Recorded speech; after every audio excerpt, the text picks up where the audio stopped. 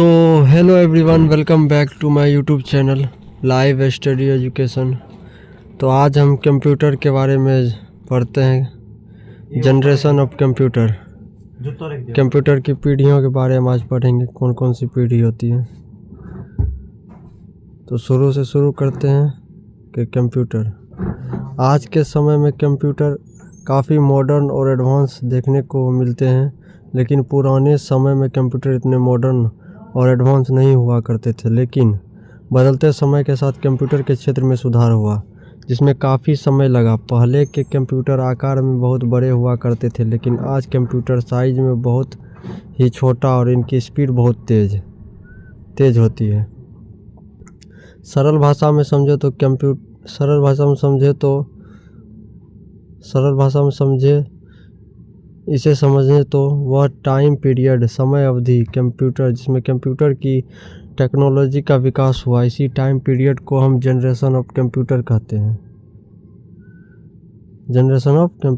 हैं। कंप्यूटर की तकनीकी की विकसित होने लगभग 5वीं पीढ़ी का वक्त लग गया है। कंप्यूटर इसलिए 5वीं पीढ़ी होती है। कंप्यूटर में 5वीं पीढ़ी होती है। कंप्यूटर की 5 पीढ़ी। पहली पीढ़ी है 1940 से 1956 तक, first generation of computer. Second पीढ़ी 1956 से 1963 तक, सेकेंड जनरेशन ऑफ कंप्यूटर। फिर थर्ड जनरेशन ऑफ कंप्यूटर 1964 से 71, और फोर्थ जनरेशन ऑफ कंप्यूटर 1971 से 1995, और फिफ्थ जनरेशन ऑफ कंप्यूटर वर्तमान तक चल रहा है। 1985 से लेकर के अभी वर्तमान तक फिफ्थ जनरेशन चल रहा है। तो शुरू से जनरेशन के बारे में देखते हैं। फर्स्ट जनरेशन ऑफ कंप्यूटर की पहली पीढ़ी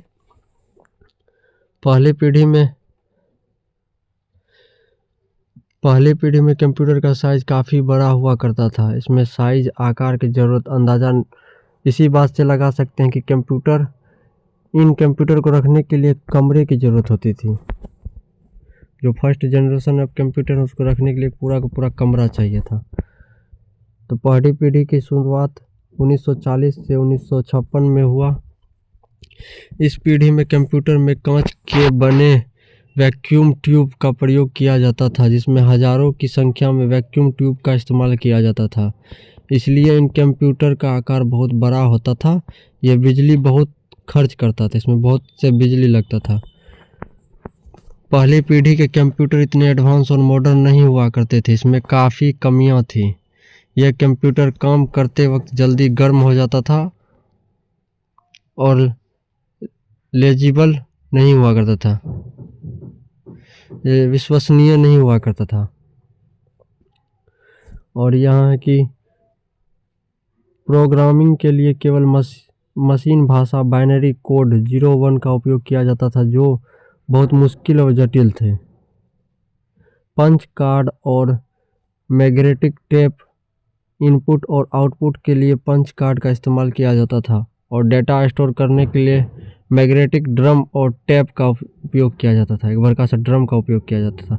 इस पीढ़ी के कंप्यूटर के मुख्य रूप से बैच प्रोसेसिंग ऑपरेटिंग सिस्टम का इस्तेमाल किया जाता था। पहली पीढ़ी के कंप्यूटर का उदाहरण यही है। इनेक है, ADVAC है, यूनिवैक है, एडसेक है, IBM 701 है, IBM 650 है, बड़का हुआ करता था। तो इन सब के बारे में देख लेते हैं। पहली पीढ़ी कंप्यूटर का उदाहरण देख लेते हैं। पहला है ENIAC, इसका मतलब होता है electronic numerical integrated and computer. दुनिया का पहला सामान्य प्रयोजन वाला इलेक्ट्रॉनिक डिजिटल कंप्यूटर था। इसे द्वितीय विश्व युद्ध के दौरान अमेरिका के सेना के बैलिस्टिक गणना के लिए बनाया गया था। ENIAC के बारे में बहुत कुछ बातें। इस कंप्यूटर का निर्माण 1947 में संयुक्त राज्य अमेरिका में हुआ था।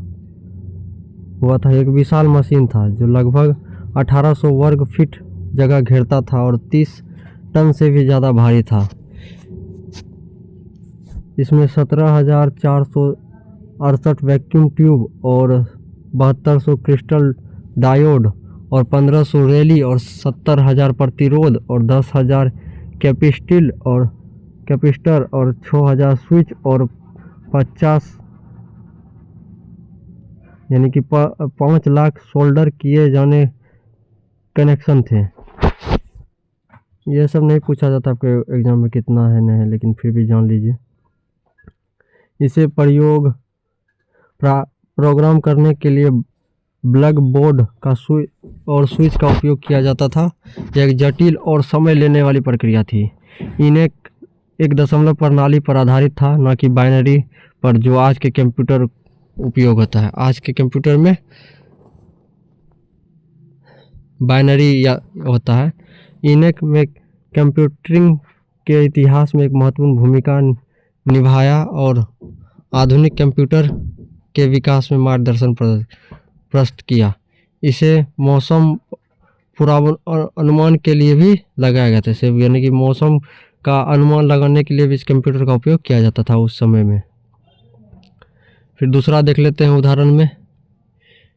ईडीसैक इलेक्ट्रॉनिक डेली स्ट्रोंज ऑटोमेटिक कैलकुलेटर, जिसका मतलब है कि electronic DJ storage automatic calculator एक प्रारंभिक ब्रिटिश अमेरिकी कंप्यूटर था जो 6 मई 1949 को लॉन्च हुआ था। कब हुआ था? 6 मई 1949 को लॉन्च हुआ था। कैम्ब्रिज यूनिवर्सिटी के गणित प्रयोगशाला में बनाया गया था। और ईडीसैक दुनिया का पहला पूर्ण आकार स्टोरेज प्रोग्राम भंडारित प्रोग्राम कंप्यूटर में से एक है, जिसका उपयोग नियमित रूप से किया जाता था, यानी कि भंडार करने का क्षमता इसमें ज़्यादा है। पहला संग्रहित कंप्यूटर था जो नियमित उपयोग में आया था। इसे कैम्ब्रिज विश्वविद्यालय में बनाया गया था।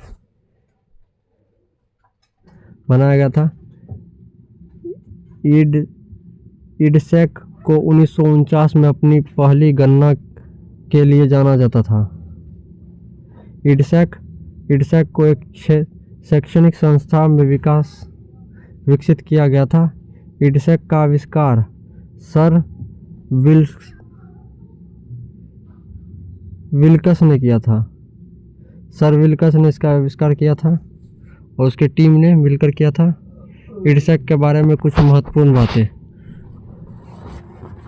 ईडीसैक पहला संग्रहित प्रोग्रामिंग कंप्यूटर था जो नियमित रूप से उपयोग में आया, जिसका मतलब है कि यह अपने निर्देशों को मेमोरी को संग्रहित करता था, जिसका यह अधिक लचीला और शक्तिशाली था। British design. ईडीसैक का दिवंगत प्रोग्रेशन सर मैरियस विल्कस के नेतृत्व में कैम्ब्रिज विश्वविद्यालय में किया गया था। महत्वपूर्ण प्रभाव। ईडीसैक ने कंप्यूटर विज्ञान के क्षेत्र में महत्वपूर्ण प्रभाव डाला, विशेष रूप से कंप्यूटर वास्तुकला और सॉफ्टवेयर विकास में। पहला असेंबल। ईडीसैक को दुनिया का पहला असेंबल माना जाता है, जो एक प्रोग्रामिंग भाषा जिसका उपयोग निर्देशों को मशीन पठनीय रूप में बदलने के लिए किया जाता है।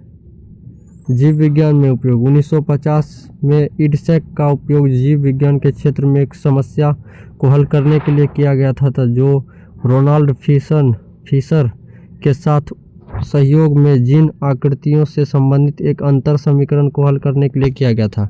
ईडीसैक का निर्माण और उपयोग में कंप्यूटर के विकास में एक महत्वपूर्ण भूमिका निभाई, जो यह कंप्यूटर आज के विज्ञान के इतिहास में महत्वपूर्ण